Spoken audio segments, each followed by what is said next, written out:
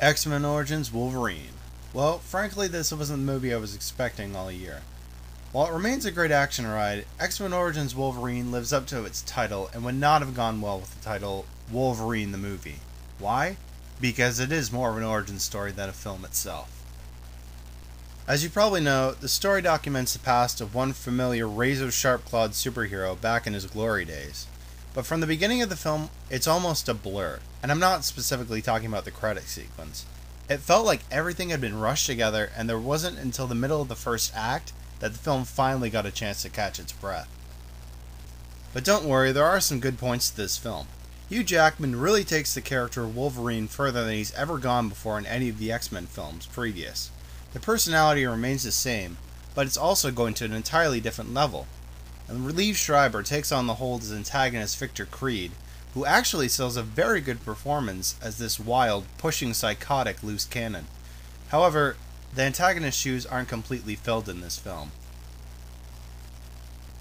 Though Danny Huston does play an interesting and complex William Stryker, he also seems to make the character entirely his own.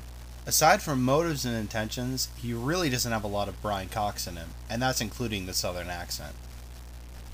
Speaking of performances, let's talk Deadpool, or more specifically in this film, Wade Wilson. While Ryan Reynolds does play a very interesting role of Wade Wilson, I have to admit, it's almost an exact copy of his portrayal of Hannibal King in Blade Trinity. There really isn't that much of a difference there, so that's what I'm going to have to give him. And now on to the character of Gambit. Unfortunately, I thought that this character was very underdeveloped. In the short time that we got of him, his accent also goes from somewhat Cajun to almost completely Southern. He really did not have a lot to do in this movie, as opposed to some of the other characters, so that's what I think of him. But don't worry, I think a lot of the comic book fans should feel relatively content with most of the details that are adapted from the source material. But there are some times when things go from twisted to almost butchered. The action does remain spectacular in the film, and at times it even gets suspenseful when it comes to it. The fight scenes of both big and small, and even man-to-man, really went all out. Although, I have to admit that the boxing scene was almost pointless action. Now on to the effects. I have to admit that the visual effects in this movie were good in some cases, but at times they could be a bit mediocre.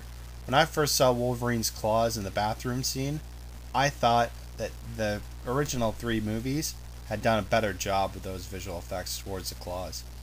But the prosthetic effects, on the other hand, were very convincing on Kevin Durant, who plays the character of Fred Duke/Blob. Continuity-wise, the film does leave a couple of open holes in the ground, and they do seem to contradict some of the future events that happen in the later X-Men movies, at least chronologically later.